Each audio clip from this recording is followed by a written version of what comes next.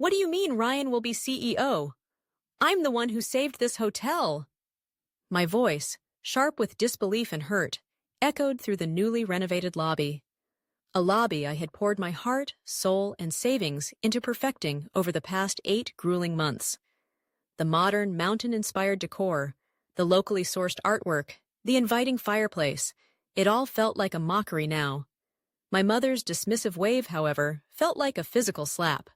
"Claire, honey," she said, her tone patronizingly gentle, as if explaining basic colors to a child. "Your brother just has more natural leadership ability. You're wonderful with details, dear, but Ryan sees the bigger picture." Just then, cue the man of the hour.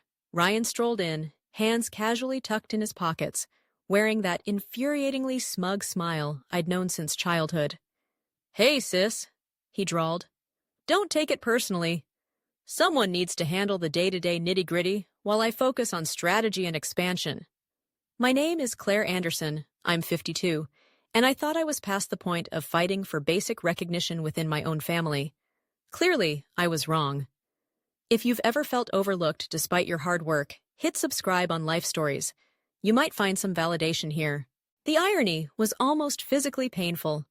Here I stood, a seasoned hotel management professional with over 20 successful years leading teams and turning profits for major chains in Chicago, being told I was too detail-oriented for the CEO role at our struggling family hotel. And Ryan? My charming, perpetually finding himself younger brother had bounced between half-hearted ventures, a failed craft brewery, a short-lived tech startup, never holding a real job for more than a year. Yet, he possessed natural leadership ability. It was laughable if it didn't hurt so much. This wasn't just any hotel. The Mountain Pine Lodge had been our family's legacy since my grandparents built it back in 1971. I grew up in its hallways, shadowing my mom at the front desk, watching my dad troubleshoot plumbing issues. While other kids played, I learned inventory management and guest relations. It was in my blood. Ryan, 3 years younger, had always treated it like an inconvenient backdrop to his life, showing zero interest beyond borrowing petty cash from the till. While I earned my degree in hospitality management, he drifted between college majors before dropping out entirely. "He's just creative," Mom and Dad always excused. "He needs space." Meanwhile, my career successes in Chicago were met with polite but distant congratulations. "That's nice, dear. But when are you coming home?" The underlying message was always clear. My achievements elsewhere didn't quite count. 8 months ago, that dynamic shifted, or so I thought. Dad called me, his voice choked with tears, a sound I'd never heard before. The Mountain Pine Lodge was weeks away from bankruptcy. Decades of mismanagement, failure to adapt, and likely funding Ryan's ventures had brought it to the brink. Without hesitation, I made the biggest decision of my life. I put my Chicago career on indefinite hold, which soon became a resignation, sold the condo I loved, cashed in a significant chunk of my retirement savings, and came home to Colorado, ready to rescue the family legacy. The state of the hotel was worse than I imagined. Stuck in a time warp with dated floral decor, no online presence beyond scathing reviews, avoid at all costs, musty rooms, rude staff, and ancient, inefficient operating systems. It broke my heart. I rolled up my sleeves and dove in. The first few months were brutal. 16-hour days negotiating with creditors, fixing broken boilers, retraining demoralized staff on basic customer service, overseeing emergency renovations funded by my savings. I leveraged every industry connection I had, convincing travel bloggers to visit, getting us featured, positively for a change, in regional magazines. I personally selected every new piece of furniture, every local artwork, every upgraded amenity, ensuring it aligned with a cohesive, modern mountain aesthetic. And it worked. Miraculously, painstakingly, it worked. Bookings doubled, then tripled. Positive reviews flooded TripAdvisor and Google. We went from a 2-star embarrassment hemorrhaging money to the talk of the town, profitable for the first time in nearly a decade. All thanks to my experience, my savings, my relentless effort. Ryan during this intense turnaround period? He was mostly absent, networking in Denver, which usually meant partying with friends. He'd breeze in for occasional family dinners, offer vague suggestions like, "We should totally upgrade the Wi-Fi," and disappear again. Yet, somehow, in our parents' eyes, his occasional, uninformed input held as much weight as my exhaustive, hands-on, day-and-night grind. I'd kept telling myself it didn't matter, that the results would speak for themselves, that surely they would finally see my value, my capability. Standing there in the gleaming lobby I had personally redesigned, watching Ryan accept the CEO title with that self-satisfied smirk, I realized how naive I'd been. The final, bitter irony? They planned to announce Ryan's promotion at tonight's all-staff meeting, the very meeting where I was scheduled to present our record-breaking quarterly results, the tangible proof of the turnaround I had orchestrated. I could feel the pitying, knowing glances from the staff, especially Sarah, our head housekeeper, who'd been with the lodge for 20 years and knew exactly who had saved it. But like me, they were trapped, forced to watch this family farce unfold, pretending it was normal, pretending it was fair. It wasn't. The weeks following Ryan's official coronation as CEO were, predictably, a masterclass in chaotic mismanagement. He strutted around the Mountain Pine Lodge like he'd personally built it, making sweeping changes based on whims rather than data or operational knowledge. One of his first genius moves was to drastically cut the complimentary continental breakfast service, one of our highest-rated amenities, according to guest feedback, declaring it an unnecessary expense. When I tried to show him the guest satisfaction reports, the direct correlation between breakfast scores and repeat bookings, he literally laughed. "Numbers aren't everything, sis," he'd said patronizingly. "You gotta trust your gut." His gut, apparently, told him that stale pastries and lukewarm coffee were the path to success. He changed staff schedules arbitrarily, ignoring peak check-in/check-out times, leading to long lines and frustrated guests. He ordered cheap, flimsy linens to save on laundry costs, resulting in immediate complaints about quality. He spent a small fortune on a flashy but ultimately useless virtual reality experience for the lobby, while ignoring the aging plumbing system in the East Wing that desperately needed attention. Each decision chipped away at the positive momentum I had painstakingly built. But the incident that truly pushed me over the edge happened one morning about 3 weeks into his reign. I walked into the back office to find Ryan loudly firing Maureen, our head of housekeeping, a meticulous and dedicated employee who had been with the lodge for 15 loyal years. His reason? She had politely questioned his new, nonsensical scheduling system, pointing out, correctly, that it would leave key floors dangerously understaffed during the critical morning checkout rush. Maureen stood there, tears welling in her eyes, utterly humiliated. I immediately stepped in, overriding Ryan's decision, calmly explaining the operational necessity of Maureen's staffing levels and managing to save her job, for now. But the look of fear and degradation on Maureen's face, the sheer arrogance and incompetence displayed by my brother, it ignited a cold fury within me. I tried one last time to reason with my parents. I scheduled a formal meeting, came prepared with spreadsheets projecting revenue loss based on declining guest satisfaction scores, printouts of recent negative reviews specifically mentioning Ryan's changes, even testimonials from long-term staff expressing concern. My dad just stared grimly into his coffee mug, avoiding my eyes. My mom patted my hand with that infuriatingly placating gesture. "Dear," she sighed, "you just need to give your brother time to find his footing. He has such wonderful, creative ideas. You're just resistant to change." "Resistant to change?" I wanted to scream. I orchestrated the biggest change this hotel has seen in 50 years, but I saw the futility. They were blinded by their favoritism, incapable of seeing Ryan's incompetence or acknowledging my contribution. Driving home that afternoon, defeated and heartsick, stewing in frustration, my eye caught a faded, weather-beaten, for sale sign almost hidden by overgrown bushes. It stood in front of the old Riverside Lodge, perched on a bluff overlooking the river on the other side of town. Riverside had been Mountain Pine's main competitor years ago, boasting better views and a prime location closer to the ski slopes, before falling into disrepair and closing last season due to its own mismanagement. On impulse, I pulled into the overgrown parking lot, killed the engine, and just stared. The building was dilapidated, yes, the grounds neglected, but the bones were good. The location was superior. It had space for a larger spa, something guests constantly requested. Potential radiated from it. And unlike Mountain Pine, it came with no family baggage, no incompetent brother, no blind parents. Sitting there in my car, gazing at that for sale sign, thinking about every single time my parents had overlooked me, dismissed my achievements, second-guessed my decisions, handed my work over to Ryan. Something didn't just snap inside me. It clicked.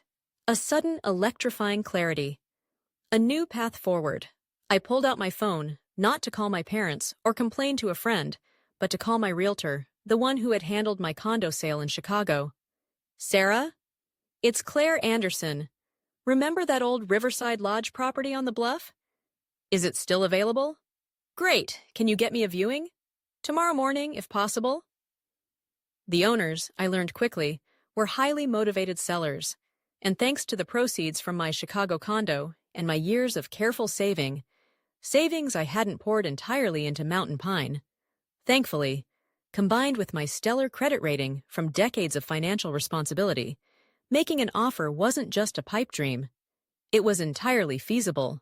By the time I drove away from the Riverside Lodge property later that day, having already walked through it with the realtor, my mind buzzing with design ideas and operational plans, I felt a surge of energy and excitement I hadn't experienced in months.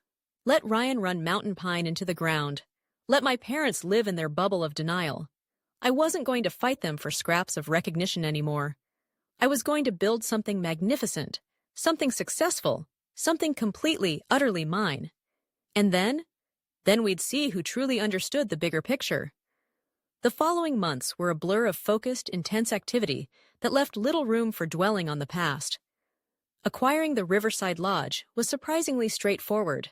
The owners practically bit my hand off. I poured every remaining cent of my savings, secured a business loan based on my strong financial history and detailed business plan, and threw myself into the transformation.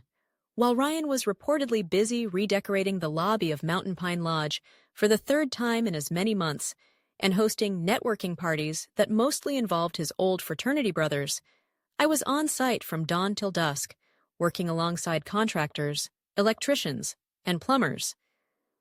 I redesigned guest rooms, sourced sustainable materials, planned out the state-of-the-art spa, curated a locally focused restaurant concept, and meticulously interviewed potential staff. I decided to name it The Summit. A bit on the nose, perhaps, but it reflected my ambition to reach the pinnacle of hospitality in our region, and maybe, just maybe, to signify my personal ascent after being pushed down. News of my venture spread through our relatively small mountain town like wildfire. Reactions were predictably mixed. Some, particularly older residents loyal to my parents, whispered that I was being spiteful, vindictive, trying to destroy my own family's business out of jealousy. Others, however, especially those within the local hospitality industry, who understood Ryan's lack of qualifications and had witnessed my tireless work at Mountain Pine, quietly cheered me on. Several key staff members from Mountain Pine, including Sarah, the head housekeeper, and the experienced front desk manager I had hired and trained, discreetly reached out, eager to jump ship from Ryan's increasingly chaotic management. I hired them immediately, forming the core of my new, highly motivated team. My parents' reaction was initially one of disbelief, followed swiftly by attempts at guilt-tripping. "Claire, how could you do this?" my mother would ask plaintively during our increasingly infrequent and awkward family dinners. "Competing directly with your own brother? With the family legacy? It just isn't right." I learned to just smile enigmatically and change the subject, refusing to engage or justify my decision. Their approval, I reminded myself daily, was no longer the currency I dealt in.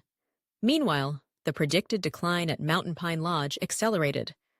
Online reviews plummeted, citing inconsistent service, ignored maintenance requests, broken heating in room 305 again, and even basic cleanliness issues. I heard through the local grapevine that 3 more longtime employees, including the head chef I'd worked so hard to recruit, had quit in frustration within the first month of Ryan's full control.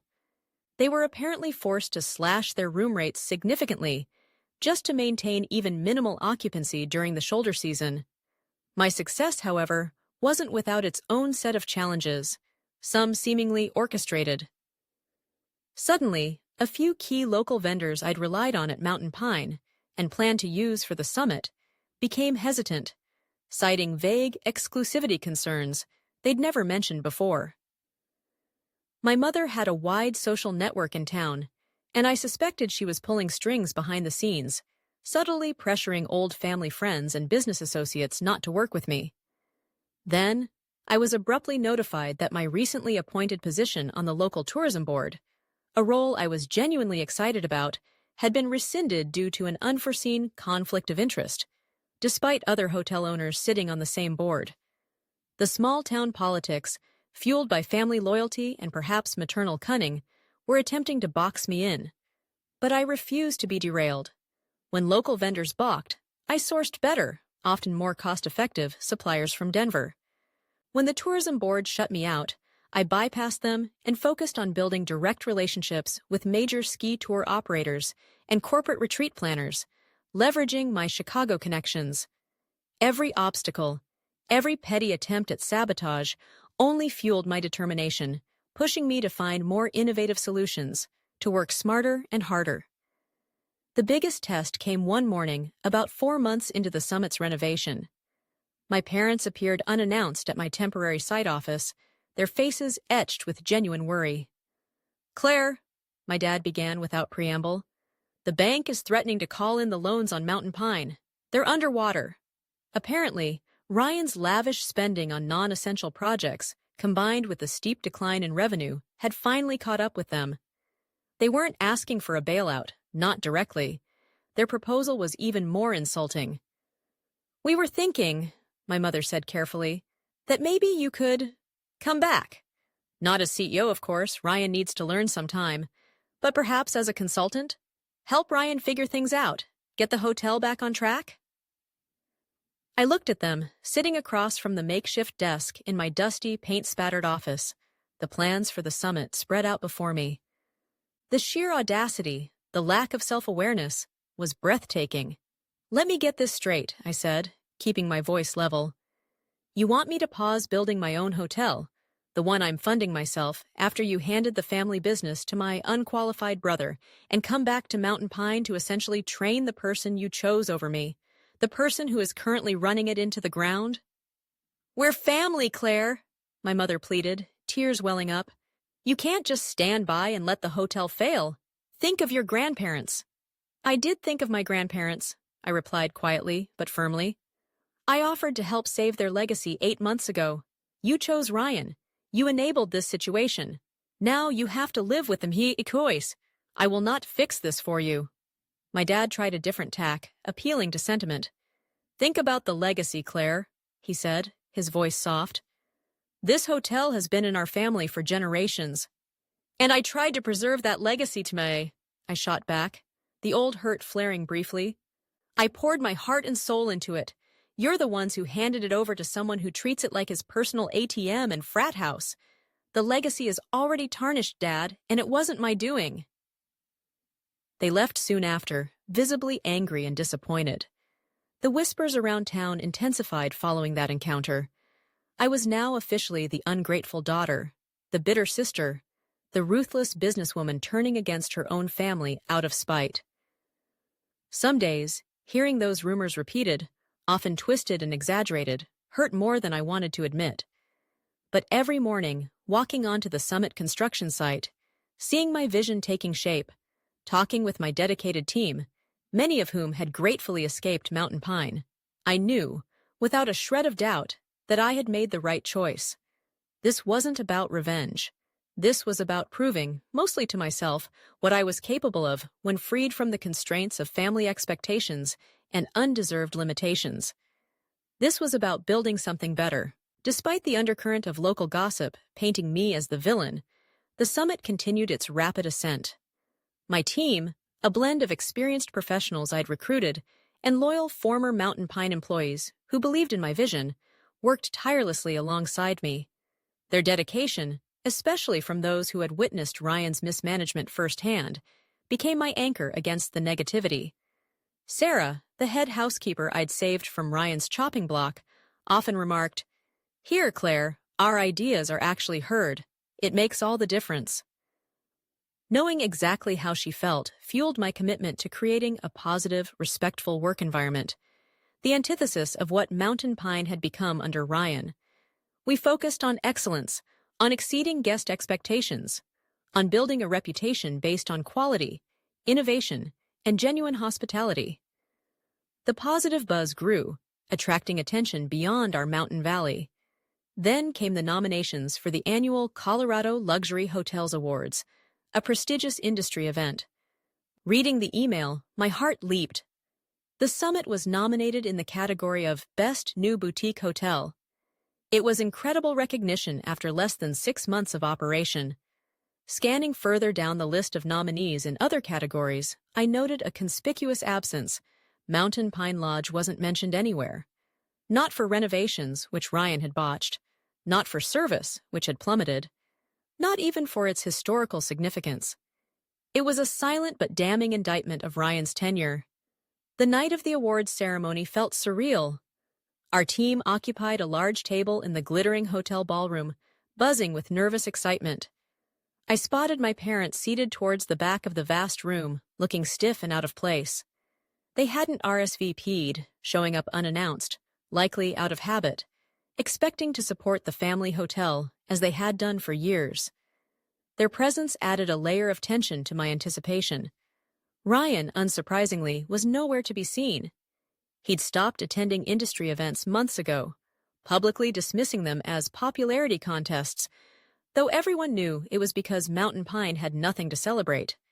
When the presenter reached our category and announced, "And the award for Best New Boutique Hotel goes to The Summit," our table erupted. My team cheered, hugged, and urged me towards the stage. My heart pounded, a mix of elation and vindication washing over me.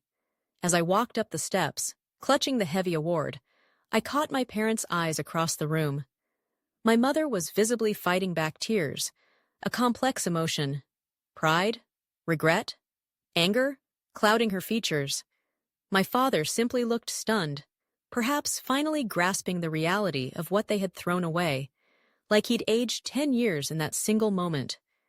In my acceptance speech, I focused on gratitude, thanking my incredible team for their hard work and belief, our guests for embracing our vision, the contractors and designers who brought it to life. Then, taking a breath, I added a carefully worded line, "And I must also acknowledge the place where my love for hospitality first began, the Mountain Pine Lodge, which taught me so many foundational lessons."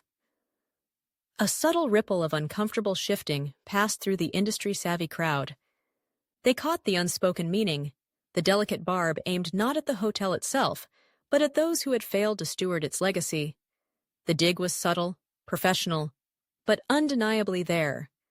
Later, amidst the celebratory mingling, a well-known editor from a prestigious national travel magazine approached me, congratulating me warmly and requesting an impromptu interview for an upcoming feature on Colorado's evolving luxury hotel scene. As we found a quieter corner to talk, I noticed my parents hovering nearby, pretending to chat with acquaintances, but clearly straining to listen. Fine, I thought. Let them hear it. I spoke candidly to the editor about my journey, my background, the challenges of renovating the old Riverside property, our focus on sustainability and local partnerships. And then, prompted by her question about my motivation, I told the truth. Honestly, I said, my voice clear and carrying slightly, ensuring my parents could hear. Part of the drive came after being unexpectedly passed over for the CEO role at my family's long-standing hotel, despite having the experience and having recently saved it from bankruptcy. Being underestimated, I smiled slightly, meeting the editor's intrigued gaze, can be a powerful motivator. It pushed me to prove, perhaps mostly to myself, what I could build on my own. I saw my mother flinch almost imperceptibly. My father stared fixedly at his shoes. That evening, before leaving the event, the editor pulled me aside again. "Claire," she said, her eyes sparkling, "off the record for now, but based on our conversation and what I've seen tonight, we're naming the Summit the best boutique hotel in the Rockies in our upcoming winter issue. It's a major feature." I was stunned, overjoyed. Then she added, almost as an afterthought, "We're also doing a sidebar piece, kind of a then and now, on traditional family-run hotels struggling to adapt in the modern market. Mountain Pine Lodge is, unfortunately, our prime example for that section." The irony was almost too perfect. When the magazine hit newsstands a few weeks later, it felt like a small bomb detonating in our tight-knit mountain community. There it was, in glossy print for everyone to see. The Summit lauded for its innovation, luxury, and success, juxtaposed directly with the documented decline and mismanagement of Mountain Pine Lodge. Everyone who had whispered about me being bitter or spiteful, everyone who had blindly defended my parents and Ryan, was forced to confront the objective reality. I hadn't destroyed the family legacy. I had built something extraordinary despite their attempts to sideline me. Mountain Pine Lodge was failing not because of my actions, but entirely because of their own demonstrably poor decisions. The public vindication felt less like triumph and more like a quiet, weary confirmation of what I and my team already knew. Looking back now, months after the awards and the pivotal magazine feature, it's hard not to feel a complex tapestry of emotions. There's still a residual ache, a lingering sadness for the family relationships I thought I had, for the way my dedication to Mountain Pine Lodge was ultimately dismissed as insignificant. But overshadowing that hurt, growing stronger each day, is an undeniable sense of liberation, of profound accomplishment. I am living my life entirely on my own terms, finally free from the suffocating weight of seeking validation that was never going to come. Walking into the Summit each morning remains a source of deep, quiet pride. The vibrant lobby buzzes with genuine energy, guests laughing, planning ski adventures, or hiking excursions, my staff moving with confident efficiency, offering warm, authentic smiles. The air smells of fresh coffee, local pine, and possibility. It embodies everything I had once dreamed of creating at Mountain Pine, a dream thwarted by nepotism and insecurity. Seeing it not just succeed, but thrive, becoming a benchmark for quality in the region, is immensely satisfying. My team truly has become my surrogate family. Sarah, Maria, and the others who came with me from Mountain Pine, along with the talented individuals I recruited, share a bond forged in shared purpose and mutual respect. Their loyalty humbles me, and their success is intrinsically tied to the summits. We celebrate milestones together, support each other through challenges, and operate with a level of trust and collaboration I never experienced working within my actual family structure. Outside of work, I've deliberately rebuilt bridges I let crumble during the years I was consumed by the family business drama. Reconnecting with old college friends, joining a local hiking group, making time for simple coffee dates. These interactions nourish my soul in ways I'd forgotten were possible. Hosting community events at the Summit, art shows featuring local painters, fundraisers for environmental causes, farmers markets showcasing regional producers has helped me reweave myself into the fabric of the town, not just as a business owner, but as an engaged resident. Some folks who initially gave me the cold shoulder have even come around, offering quiet words of admiration for what I've achieved. Yet, it's not entirely a fairy tale ending. There are still quiet evenings when a wave of melancholy washes over me as I think about my parents, about Ryan. As much as they wounded me, a small part still wishes things could have been different, that they could have seen my worth, that we could have shared in success together. I sometimes catch myself wondering if they've ever truly grasped the depth of the sacrifices I made trying to save their legacy, or the pain their dismissal caused. But I've learned, am still learning, to accept that their understanding, their approval, is not required for my own happiness or success. My worth is inherent, not granted by them. My accomplishments stand on their own merit. Living in the shadow of their expectations is no longer my reality. I am finally, firmly standing in my own light. It was about 3 weeks after the awards, maybe a month after the magazine article, when my parents finally reached out again. An awkward phone call led to an invitation for dinner at their house, just the three of us. I hesitated, years of ingrained obligation warring with my newfound boundaries, but ultimately decided to go. I needed to see, perhaps one last time, if anything had truly changed. The atmosphere at the house was subdued, tense.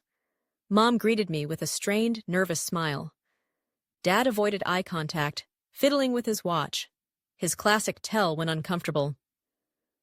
Over a quiet dinner, they made awkward small talk.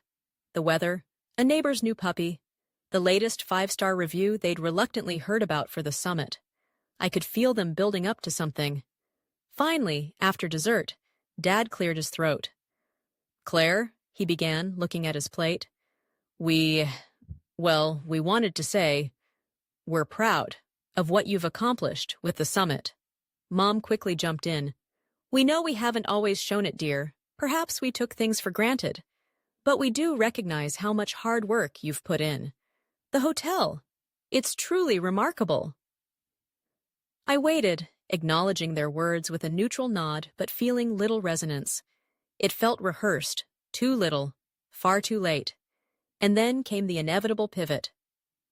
"Which brings us to," Mom started, exchanging a glance with Dad. Ryan's really been struggling, Claire. The lodge, it just isn't doing well. He's trying, bless his heart, but he's clearly in over his head." "We were wondering," Dad picked up, finally meeting my eyes, "if you might consider just guiding him a bit? Maybe offer some advice? Help us get things back on track?" I let the request hang in the air for a long moment, studying their faces, hopeful, anxious, still fundamentally unable to grasp the dynamic they had created. "I offered my help, my leadership, my expertise a year ago," I said finally, my voice calm, steady, devoid of the old anger or hurt. "I offered everything I had to save Mountain Pine Lodge. You chose to put Ryan in charge, knowing he wasn't ready, knowing I had the proven experience. You didn't value my leadership then," I paused, letting the words sink in. "And now that your choice has led to predictable failure, you're asking me to step back in and fix his mistakes." I shook my head gently. "I'm sorry, I can't do that. I won't do that." Mom started to protest, but I held up a hand. "However," I continued, offering a final limited concession, "I am willing to give you advice if you genuinely want it. I can recommend operational strategies, point you towards reputable suppliers, suggest specific training programs for your staff. But I am not coming back to manage Ryan or clean up the mess he, and frankly you, created. That chapter is closed. That is not my responsibility anymore." They sat in stunned silence. My dad eventually mumbled something about understanding my position, though the disappointment was plain on his face. My mom looked like she wanted to argue further, but, for perhaps the first time ever, she held her tongue. Driving home that night, a profound sense of lightness filled my car. Setting those final boundaries wasn't easy, but it felt unequivocally right.